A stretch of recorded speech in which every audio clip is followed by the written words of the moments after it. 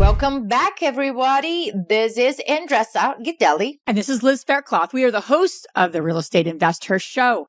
And today I'm going to be talking about why a bookkeeper must be your first hire.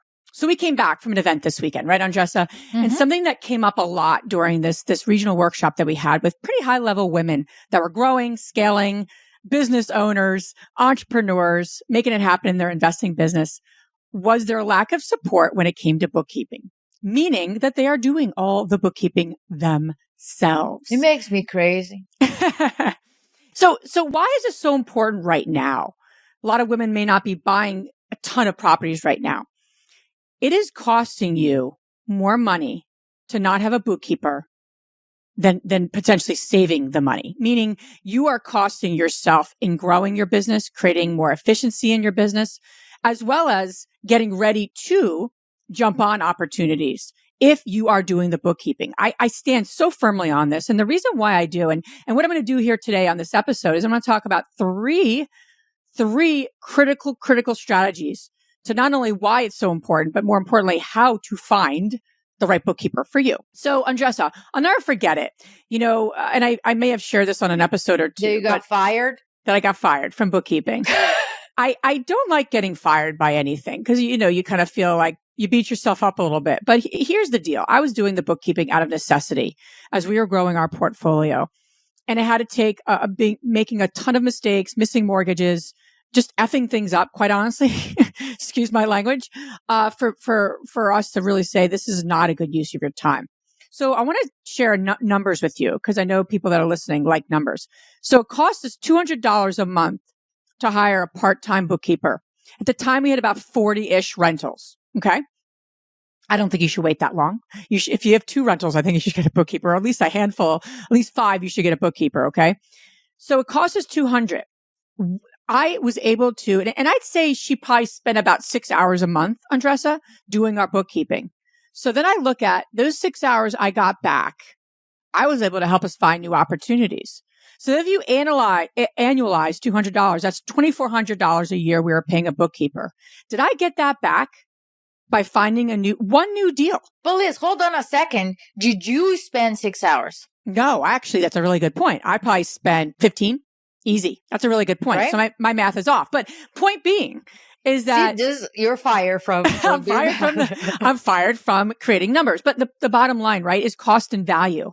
That was actually costing our business that $2,400 of savings, and the time I was actually spending, which was more than the 6 hours, was costing us. So I really want to get it into your minds as you're listening to this, is that I don't care what excuse you have, you need to find a bookkeeper like yesterday.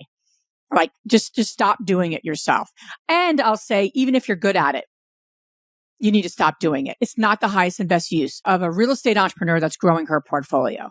I don't know anyone, Andressa. Do you know anyone that are successful entrepreneurs that are also doing their bookkeeping? I do not. I just don't. And I think that when people say, oh, I enjoy doing it. Oh, I don't mind doing it. Oh, it's fine. It's not a big of a deal. Or I don't take too much time on it. Those are all excuses. To the bottom line is that you're getting yourself busy because you don't want to deal with what actually you need to deal with. So you're just finding something for you to do to feel good about it. That's true. We were just talking about that, right? On another matter, we gravitate towards what we have confidence in, and we do those tasks, whether they're the right tasks for us or not. So let's talk about how once you're sold, I think you're sold now, hopefully, on moving towards taking that next step towards hiring a bookkeeper, even if it's a part-time bookkeeper. I want to share 3 steps that I'd like you to take as you're kind of figuring out where and who and how do I get the right person. So number 1, we always like to talk about deal criteria, right? What is your deal? What is your deal criteria? Well, you need to have your bookkeeper criteria. And here's what I mean by that. You need to define what you need. And sometimes you'll be like, I don't know what I need. Well, take a step back and say, I'm going to hire someone for part-time, what have you. What would be really helpful for me to take off my plate? And so, you start to say, okay, what are those tasks that you need assistance with?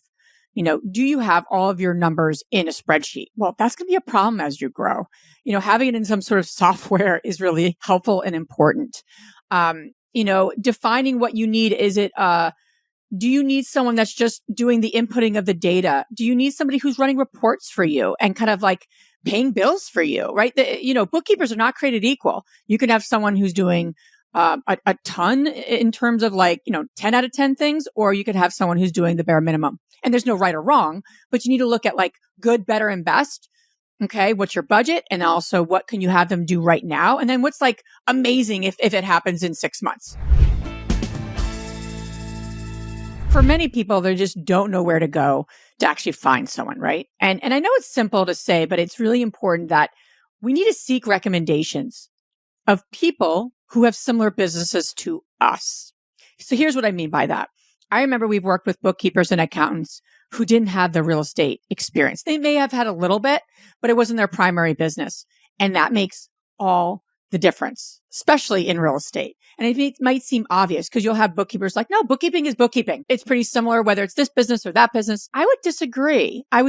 Because I want to hire someone. I want someone who knows they're 3 steps ahead of me, right, Andressa? Meaning, I'm working on flips. I have 3 flips happening.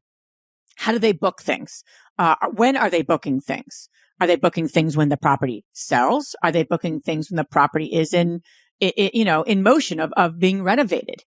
If I'm not a bookkeeper that even knows the process of flipping a house, I don't know that. So I might know what to do from a bookkeeping perspective, but I don't know how the process works with that product. And a flip is a product just like any other product that's out there. So I want you to seek recommendations as you're thinking about go to our investor meetups, go to our investor Facebook community and say, I focus on X, Y, and Z. And I'm looking for X, Y, and Z. What recommendations do you have? Don't just be like, I'm looking for a bookkeeper. That's like saying, I need to communicate more. I don't even know what that means. It's vague. Or I would like to have some ice cream. I'd like to have some ice cream. What kind of ice cream? And this is coming from someone who's not the most specific sometimes. I know the value of being specific when you're putting the motion in to build a team. Because honestly, you get what you ask for. So if you're not specific, you get that. So be really specific when you're getting the support. Asset class, as well as the type of bookkeeper you're looking for in terms of the breadth of bookkeeping, right? The third thing I want to share is the importance of tech savvy. And I know Andressa's like, ooh, that's a good one, Liz, coming from you. You're proud of me. You've trained me well, as they say, right? We've trained each other well. But I have to say, right now, if you have someone who you're talking to that doesn't have a way to streamline, to automate, to create simplicity to the process of bookkeeping, from receipts to, there's so much information that has to go into approval process. Exactly. Then you're going to have someone who's like behind you. No, I want my bookkeeper to say, well, what's really people are using right now? They're using QuickBooks. And I know for us, right, we use QuickBooks, we use Melio, we use Dext. These are all systems and processes that we use to make sure that we're uploading our receipts. We're paying people on time. And Andressa can speak to that much better than I can. But I will tell you how important it is to have the tech tools in place. So if you start to ask, and I have a question. Here's the question you want to ask someone if you're considering. I even got an interview question to tell you. Can you provide examples of tech tools that you've used in your roles right now or previous roles? And then the second question you want to jump into is, how have you leveraged these tools to streamline bookkeeping, your bookkeeping processes?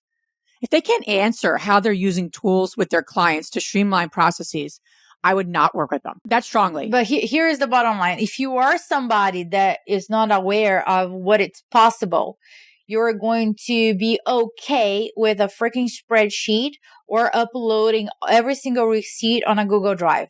And that is mediocre.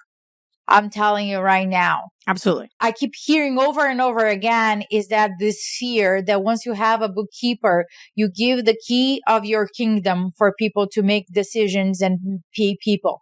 And that is not the case. You can set the barriers, the guardrails where you are the last person to approve that, considering the invoice is correct and there is a contract attached to it. It will force you to have a clear expectation when you are hiring somebody or paying. Because unless you have a payment plan there and the invoice is correct, the bookkeeper is going to kick it back Because if he arrives to me, he needs to have those two things in place for me to simply approve and move forward. The goal here is for you to outgrow your bookkeeper.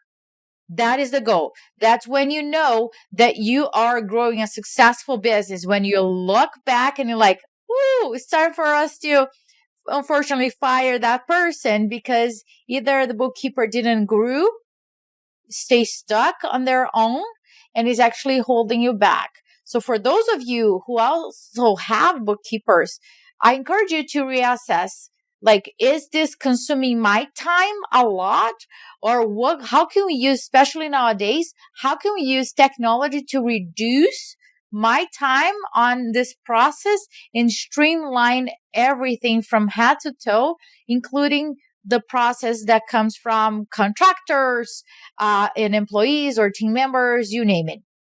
Okay. So the goal here is for you to ultimately hire, right? And then fire your bookkeeper if you're doing the right things. So that's it. And the last thing I'll say is that if you are someone who isn't going to bring all the order to that bookkeeper, you're naturally maybe more of a big picture person. It's even more important that they have this process in place that they can suggest to you, because you don't know what you don't know. And you're not going to think about simplicity, especially if you're somebody who's more big picture. So that's even more important, right? To what you're saying, Andressa, because you're going to, get yourself into a situation if you don't. So just to recap, define your needs, seek recommendations of like-minded people, tap into the investor meetups, tap into our Facebook community, but be specific based on asset class, based on who you need. Don't be vague and just say you want a bookkeeper.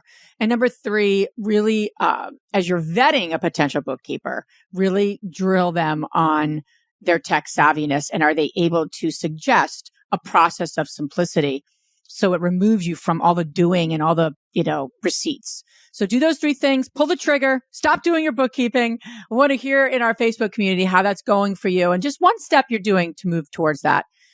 We appreciate you listening, and do something with what you learned. Ciao.